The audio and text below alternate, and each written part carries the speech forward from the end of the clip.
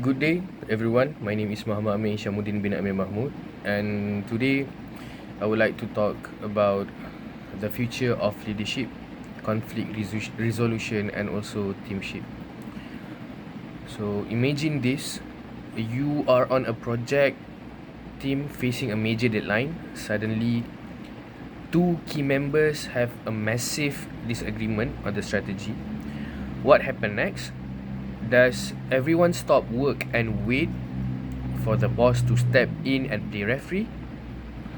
According to the Forbes article we are discussing, the future of leadership, how conflict resolution elevates teamship, the answer is a resounding no. So the future of leadership doesn't rely on a single boss. It relies on teamship, and the single most critical skill for that future is conflict resolution. The article featuring Keith Ferrazzi's concept argues that leadership must shift from a hierarchical model to a shared collective responsibility. So this is a teamship. In this model, high-performing teams don't avoid friction, they embrace it. Their success isn't about agreement, it's about constructive negotiation and peer-to-peer accountability. So to make these things work, two things are essential. Number one, the willingness to engage in tough conversation, and number two is leaders who foster psychological safety so that the team members are not afraid to speak their minds.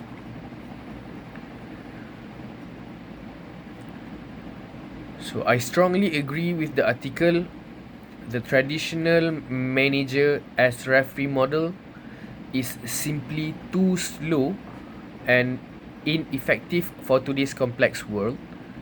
The manager's role is changing from a controller and decision maker to a facilitator and also culture architect. So the manager most vital new skill is fostering psychological safety. Why? Because without it, the inherent power asymmetry in a traditional team means people won't speak up. Research shows that where there is high power difference, subordinate tend to create a superficial consensus by agreeing with the powerful, leading to suboptimal decision. This is validated globally in VUCA, which is volatile, uncertain, ambiguous world.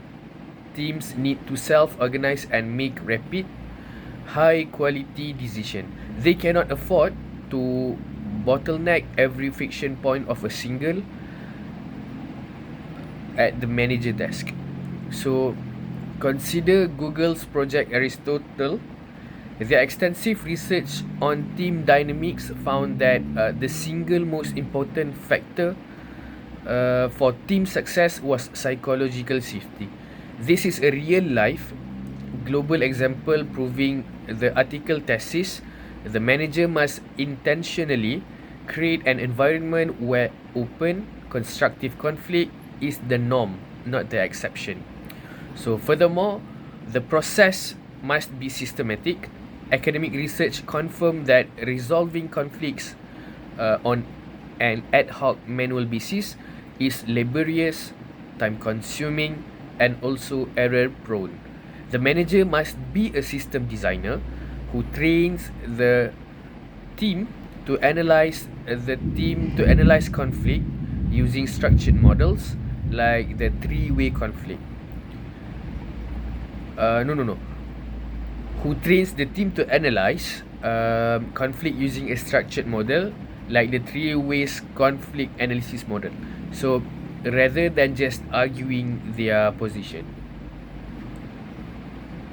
So to make this shift from boss to conflict enablement manager, I have 3 recommendations for managers today. So first, which is implement formal conflict coaching. Don't just hope the team learns. Manager must facilitate formal training using framework like the Harvard negotiation, which is separate the people from the problem and focus on interest, not position. So number 2 is institutionalize structured conflict check-ins. It is gonna make conflict diagnosis routine. Start meeting with a conflict check where the team use a diagnostic tool such as the Paulak conflict analysis model to identify the source and alliances involved. So the manager guides the diagnosis, then step back, forcing team to find a solution. So last but not least, number 3, measure team autonomy, not manager intervention. So a manager performance review should measure how many conflict their team resolve without their intervention, not how many they personally resolve. So this metric reinforce the true goal of teamship. So as in conclusion, the article is a crucial wake-up call, which is the future leader is not the hero who saves the day by resolving every fight.